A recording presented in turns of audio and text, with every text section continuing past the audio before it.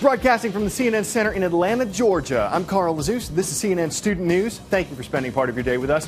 We're kicking things off today with some presidential politics. Specifically, the race for the Republican nomination. It's heading to South Carolina now. That state has the next primary on January 21st. Most of the candidates are trying to catch the winner of this week's New Hampshire primary. You can see the full results right here. We reported former Massachusetts Governor Mitt Romney's victory yesterday, plus second and third place finishes for Representative Ron Paul and former Utah Governor Jon Huntsman. They were followed by former House Speaker Newt Gingrich, former Senator Rick Santorum, and Texas Governor Rick Perry. Now, everybody's still in the race. Nobody dropped out after New Hampshire, but South Carolina could be a make-or-break event. Paul Steinhauser talks about what it takes to run for the White House.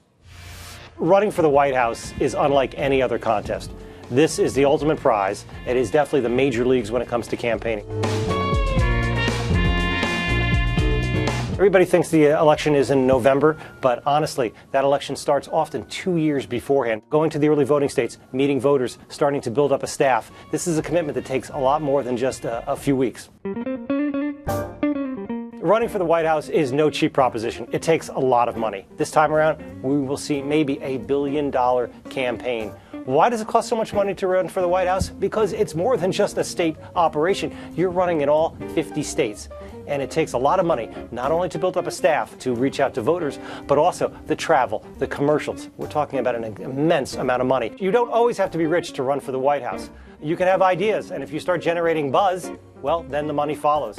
Especially nowadays with the internet, it is so much easier now to reach out to anybody to raise money than it was in the old days. To have a successful campaign, you need a pretty large staff, no doubt about it. You have to have people in the early voting states like Iowa, New Hampshire, South Carolina, Florida, and Nevada. People who are reaching out to voters, people who are setting up events for the candidate. When it comes to a campaign staff, candidates often like to have young people and old people as well. It's definitely a mixture.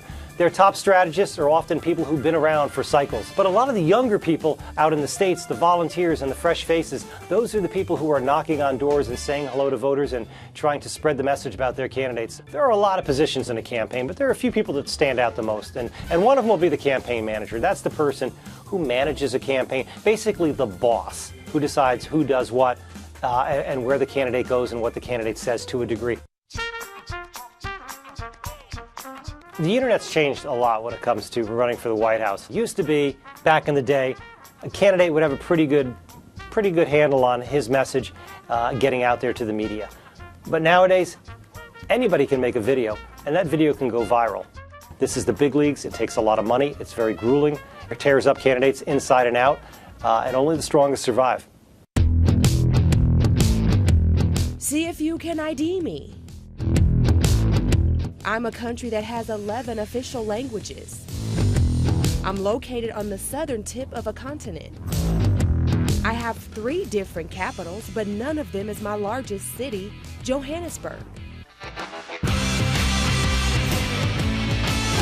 I'm South Africa, and I have one of the world's highest unemployment rates for young people.